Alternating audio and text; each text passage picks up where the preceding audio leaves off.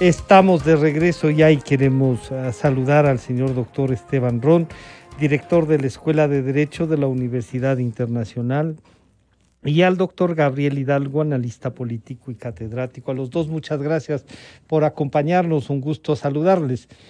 Bueno, el tema que les hemos convocado para buscar su opinión es el tema de Perú, sus elecciones. Muchos dicen que la institucionalidad, sobre todo en el tema electoral, ha funcionado en el Perú y que por lo tanto en medio de estas alteraciones, de diálogos, de opinión, de todo, es la institucionalidad la que, digamos, sobrevive y está y tiene esperanzada a la ciudadanía. Nuevamente, doctor Ron, bienvenido, buenos días. ¿Cómo debemos estudiar y analizar el caso del Perú? Buenos días nuevamente.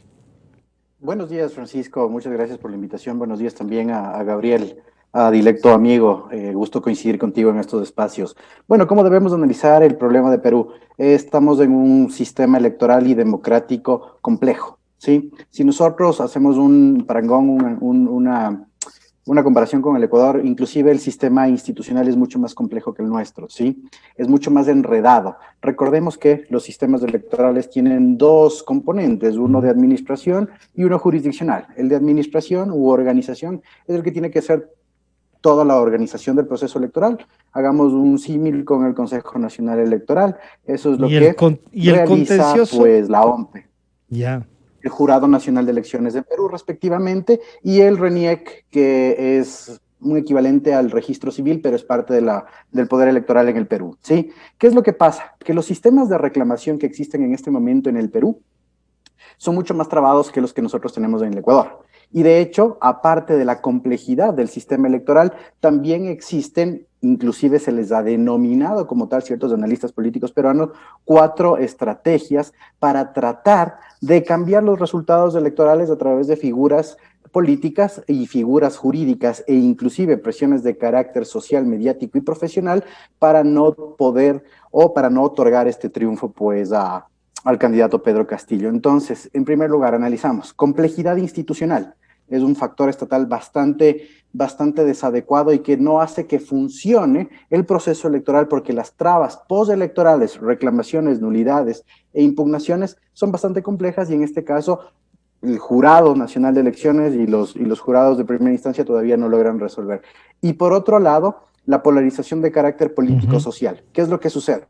Marcada historia tiene ya Perú respecto de estas figuras de fujimorismo y antifujimorismo. Esa es la polarización clásica desde hace más de 10 años en Perú. Y eso es lo que está saliendo en este momento y esos son los poderes fácticos o las circunstancias fácticas que están haciendo que el aletargamiento y las reclamaciones, como le decía estimado Francisco, exacerbadas, inclusive fuera de los márgenes legales, hagan que el Jurado Nacional de Elecciones y la Oficina Nacional de Procesos Electorales no logren terminar su trabajo. Eso como primer diagnóstico, Francisco. Muchas gracias. Saludo nuevamente al doctor Gabriel Hidalgo. Gabriel, bienvenido, buenos días.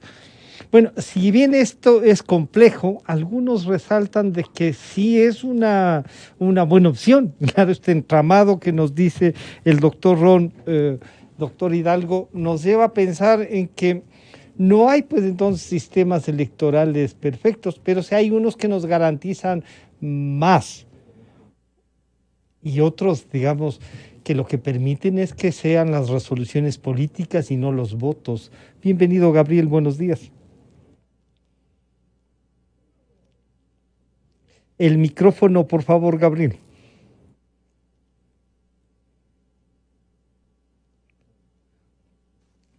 ¿Ahí se me escucha? Sí, ahí sí, gracias. Bueno, buenos días, decía, estoy encantado de poder compartir con ustedes, con Francisco, con mi buen amigo Esteban y con los amigos de Radio Democracia TV. Estoy encantado nuevamente de poder compartir con ustedes. Ya, hay algunos elementos que a mí me gustaría observar. Difícilmente puedo agregar algo a la completa explicación que acaba de hacer Esteban. Difícilmente. Política y de índole electoral. Vamos a ver, se vive una situación de honda polarización sembrada, instalada desde el fujimorismo. Fujimorismo, yo diría que por la circunstancia es un tipo de populismo asociado al neoliberalismo, es decir, un populismo de derecha, pero era porque esa era la circunstancia que se vivía. Yo diría que el fujimorismo es el equivalente al correísmo en el Perú en esa circunstancia. Si en esa circunstancia en Ecuador hubiera gobernado un Rafael Correa, hubiera sido de derecha. Alguien como Rafael Correa es producto de sus propias circunstancias, no es producto de ningún proceso de formación ideológico militante ocasional. No, no, no. Entonces, ya tenemos ahí un primer símil. Lo que puede todavía instalar en el Ecuador un Fujimori o un Correa es lo que ya sucedió en el Perú. Como decía Esteban, lo primero que hay que mirar en el Perú es un espejo de reflejo sobre lo que no podemos y no debemos hacer en el Ecuador. Eso es lo que debería preocuparnos a los ecuatorianos como espectadores del proceso en el Perú. Lo que sucede allá es una honda polarización. ¿Ya? Esta polarización ha llevado a un declive reaccionario de la izquierda y de la derecha. Las dos fuerzas políticas enfrentadas, la de Keiko Fujimori y la de Pedro Castillo, expresan los populismos más radicales en las dos, en los dos extremos del espectro político. Muy bien. Cuando gana, ya, otra cosa que me parece muy importante mencionar es que en el Perú la distribución demográfica tiene más o menos tres componentes demográficos. Uh-huh. El mestizo, luego el afrodescendiente y luego el asiático, ¿no es cierto? El afrodescendiente está en el orden del 3% y el asiático está en el orden del 1.2%, el 60, 65 o más por ciento lo conforman mestizos. Entre los mestizos están también los indígenas y los blancos. Ya, aquí no, aquí distinguimos. Entonces, habiendo una distinción entre mestizos e indígenas, entonces ha habido la posibilidad de la emergencia de movimientos sociales de hondo calado popular, de gran presencia, de gran influencia, de gran impacto popular y de gran impacto movilizacional. Estoy hablando de la CONAIE como órgano de movilización. ¿Será entonces que ahí están más integrados los movimientos sociales sin esta diferenciación indígenas y mestizos, sino que todos son un sector social que se siente perjudicado, que se siente no representado? Pero Gabriel, si bien el tema puede ser izquierdo-derecha y exacerbado por algunos dogmatismos, el Perú como que se abstrae y tiene un crecimiento económico, que le falta redistribución, sí parece, pero lo que me preocupa, y a lo mejor lo que usted dice, no hay que ver y no hay que hacer, es esta posibilidad de que los votos no cuenten, sino una decisión política, Gabriel.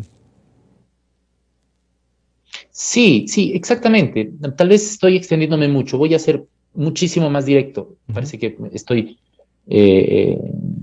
explicando muchísimo y quiero llegar al punto. Precisamente ese es el punto.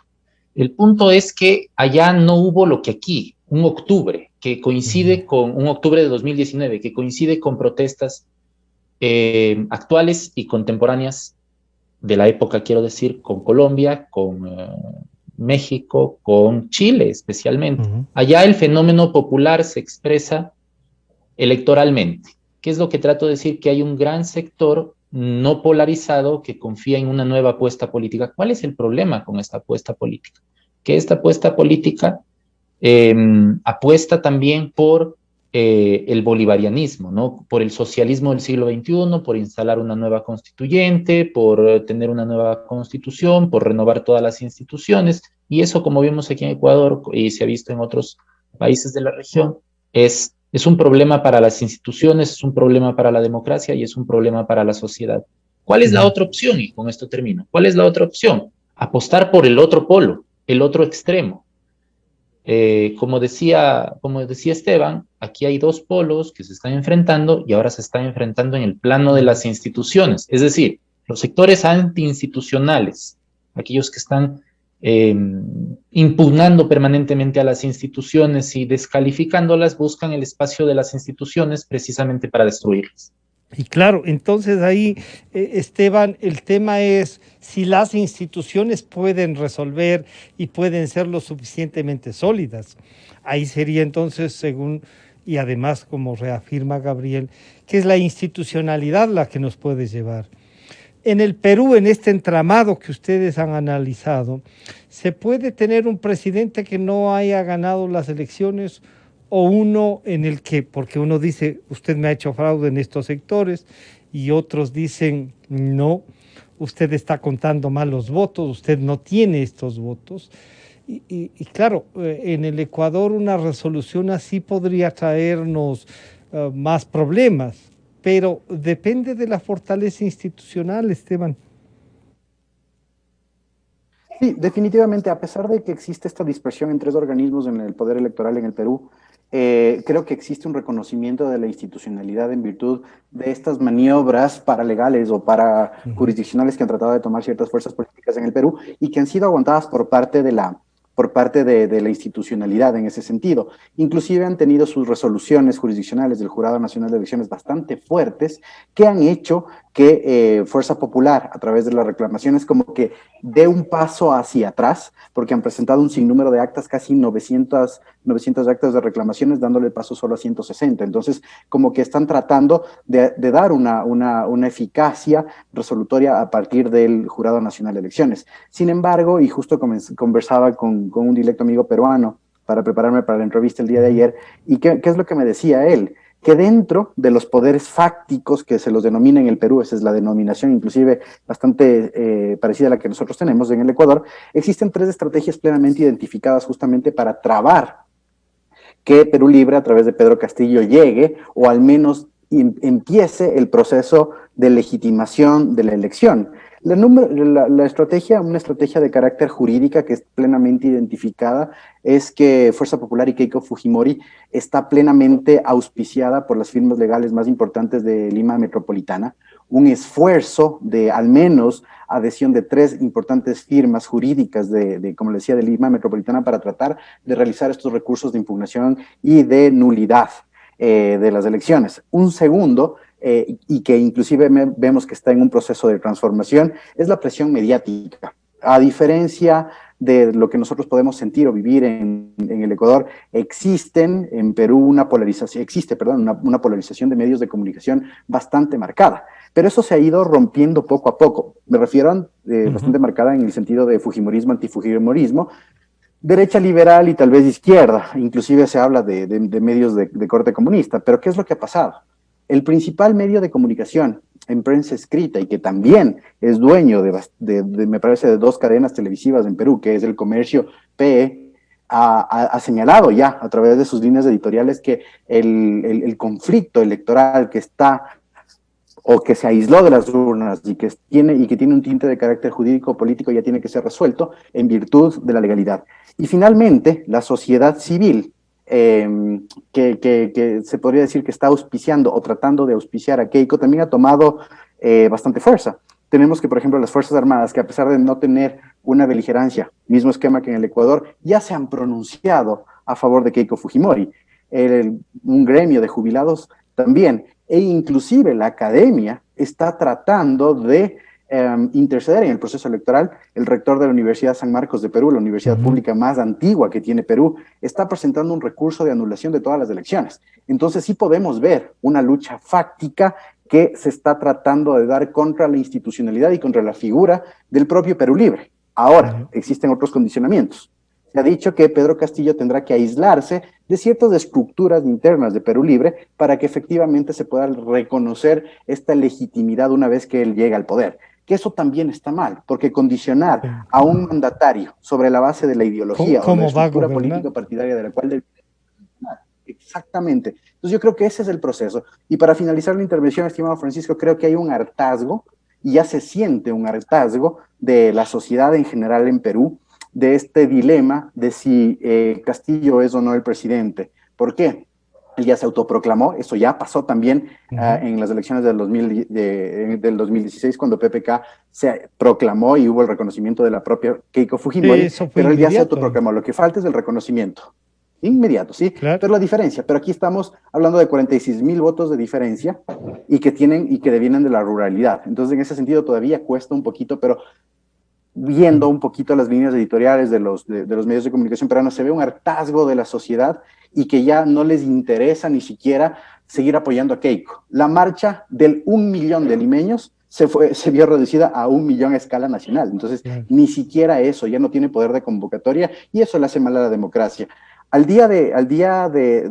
parece que en Perú el 28 de junio tiene que acabarse todo esto, estamos a 5 días, pero al parecer no se va a alcanzar y eso es un precedente que no se ha tenido en la historia, al menos reciente de Perú.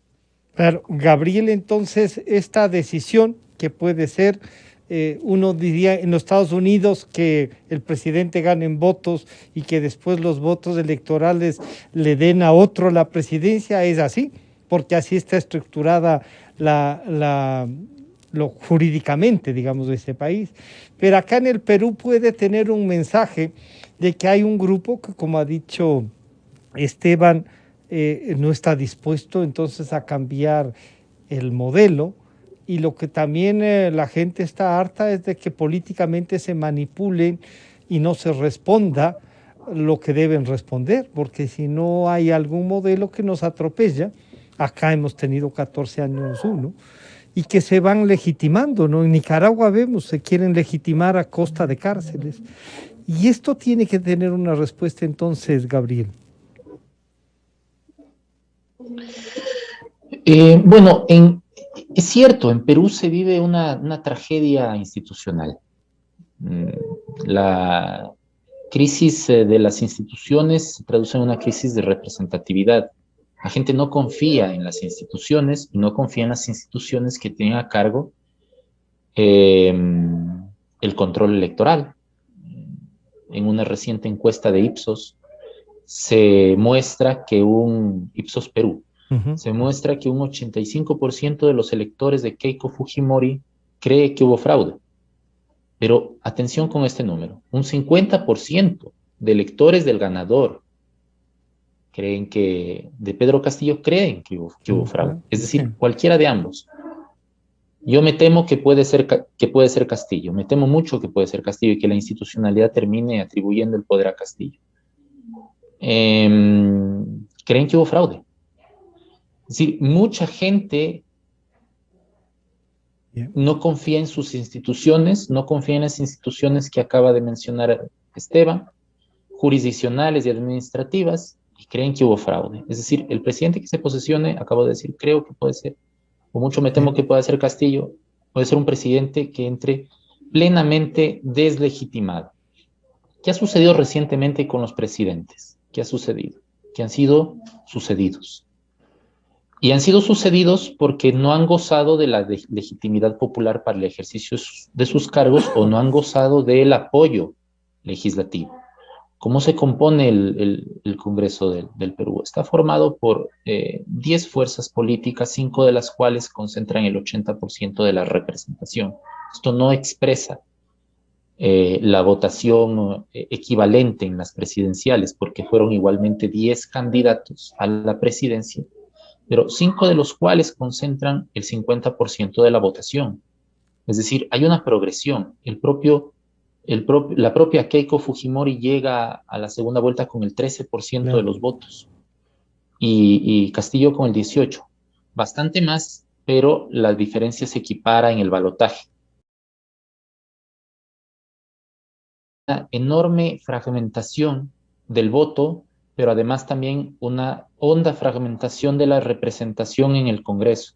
La primera fuerza política es la de Perú Libre, con 37 legisladores apenas, pero expresa ideológicamente en el Perú una posición muy radical hacia la izquierda. A Fuerza Popular, la organización política de Keiko Fujimori, le cuesta muchísimo menos por su experiencia política legislativa acercarse más a los sectores de centro derecha, incluso de centro izquierda. Eso al próximo presidente, en caso de que fuera Castillo, repito, mucho me temo, le va a representar muchísimos problemas de tipo gubernativo. Es decir, no va a poder tender lazos de acuerdo. ¿Y si es que es Keiko? ¿No tiene los mismos Si fuera Keiko, problemas? tiene todas las ventajas para gobernar. ¿Sí? No, porque tiene todas las ventajas para gobernar. Tiene un bloque sólido, que es el segundo en importancia, mayor capacidad de maniobra en el legislativo, mucha más experiencia política administrativa. Y estamos hablando de que toda esta coyuntura caótica, crítica, está escondiendo también todos los defectos que tiene, por ejemplo, asociados al extremismo de Pedro Castillo, pero además de los sectores del ala radical de la izquierda peruana que le están pidiendo que incorpore a su gabinete de ministros a personas radicalizadas en la izquierda. Esto se convierte en un problema en cualquier democracia del mundo, porque se entiende que un gobierno al instalarse Primero que en los funcionarios más moderados. Y es producto de una democracia, y una democracia participativa. Si ganan las elecciones, se incluyen y quieren participar en ella, y luego quieren ponernos gobernantes que no tienen nada que ver con la democracia, claro, ahí falla. En esta última parte les quiero pedir a los dos, tanto a Esteban como a Gabriel, que entonces de este ejemplo, de lo que puede resolver, si es que ven ustedes que Gabriel dice lo van a poner a Castillo o van a aceptar que él ganó, pero hay también la posibilidad de que sea Keiko y que tenga, digamos, más futuro ese gobierno.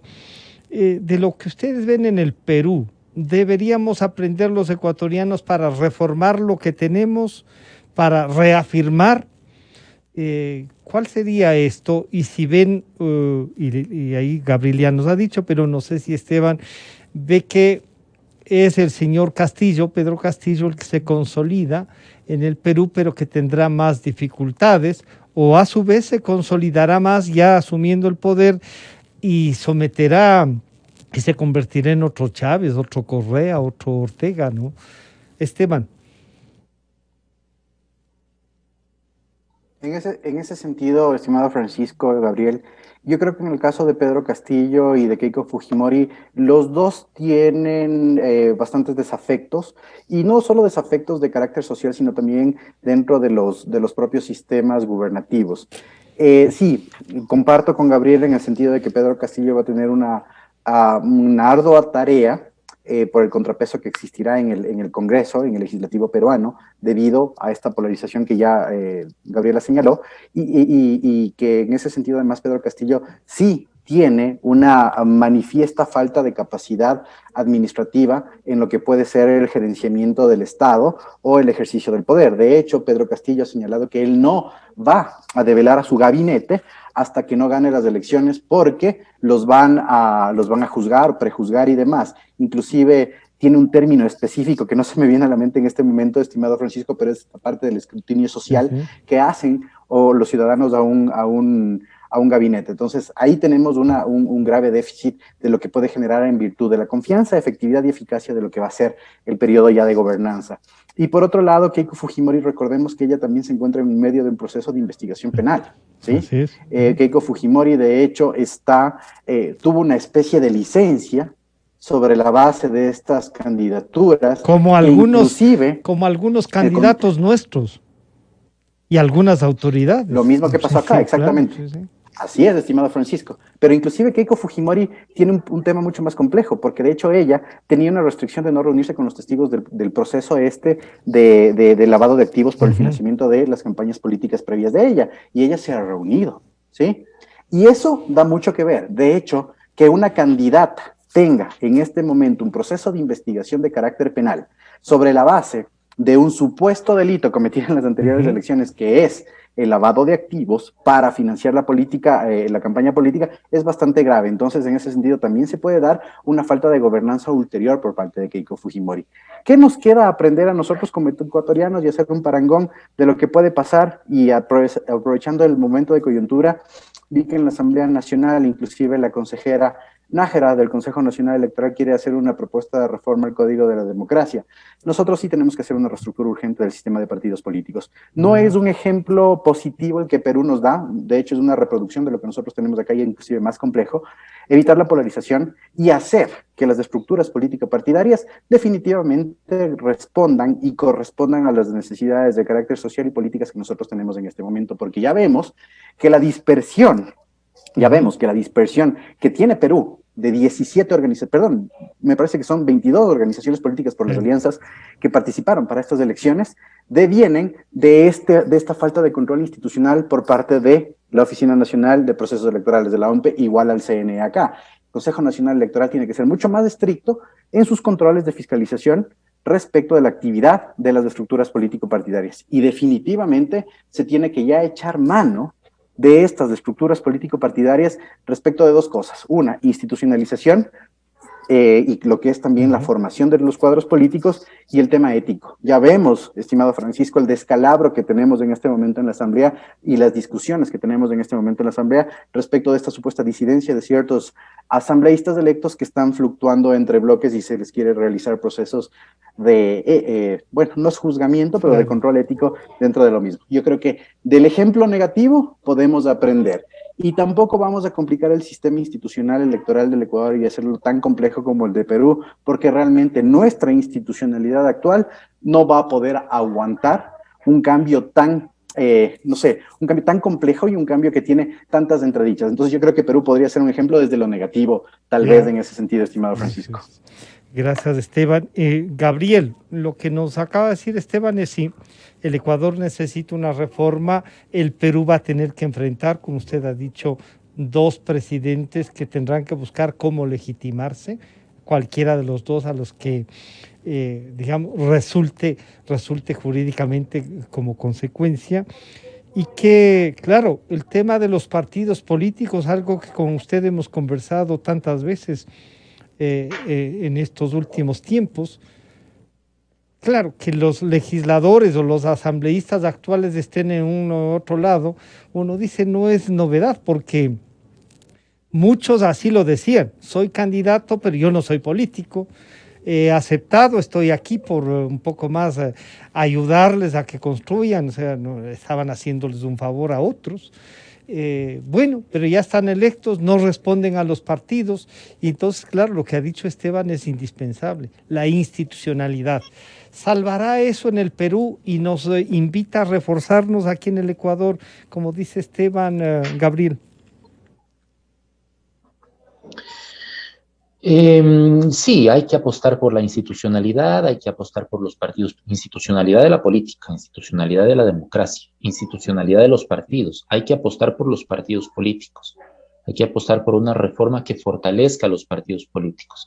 En los últimos años se buscó destruir la organización civil y destruir la organización de los partidos. Por eso es que se mandó a reinscribir en Ecuador los partidos políticos.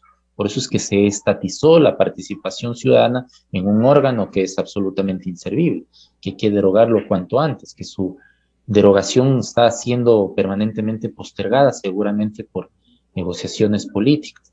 Pues yo coincido con Esteban en que hay que reformar la ley para buscar este tipo de institucionalidad. Hay que desaparecer a los partidos políticos pequeños y partidos políticos de papel. Hay que fusionarlos con organizaciones políticas grandes para que así puedan aglutinar la mayor cantidad de sectores que sean pluralistas, que sean inclusivos, para poder facilitar la presencia de todas las ideologías y que todas las ideologías tengan una forma de expresión, desde las minoritarias hasta las mayoritarias.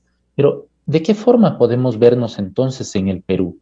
Yo decía hace un momento que la distribución demográfica era más o menos la que decía, ¿no? Que en el sector del mestizaje, de los mestizos, hay sectores blancos e indígenas incluidos. Ya, con esto trataba de decir que no se hace un pleno reconocimiento de las diversidades. Hay que hacer un pleno reconocimiento de las diversidades que en Ecuador se ha hecho. Sí hay, sí.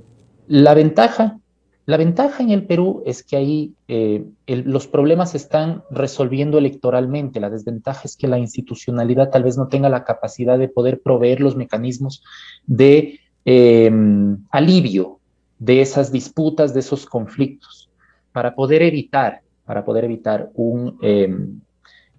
fíjense ustedes, voy a poner un ejemplo brevísimo. Alan García fue el primero en representar esas diversidades populares en el Perú, pero era un mestizo de clase media con educación formal. Luego se moderó y llegó por segunda vez a la presidencia, superando los problemas que había tenido en su primera presidencia, precisamente por su agresivo endeudamiento. Luego hubo un Cholo Toledo, que de Cholo tenía solamente el apodo, porque como sabemos ese mote solamente sirve para separar a unos de otros, pero era un Cholo educado en Stanford. Tampoco se convirtió en un representante de los sectores populares.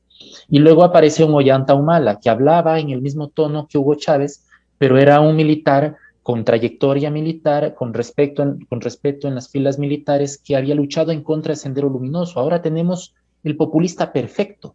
O sea, aquel que viene de los sectores populares, que se va en contra de toda forma de emprendimiento y de emprendedor, que no tiene ninguna educación, al menos no formal, que no tiene, y que viene de los sectores populares ofreciéndoles eliminar a toda forma de riqueza creada o por crear para confiscarla, para estatizarla y redistribuirla. O sea, lo que está sucediendo en el Perú es que se viene un auténtico enfrentamiento de dos fracturas sociales claramente identificadas.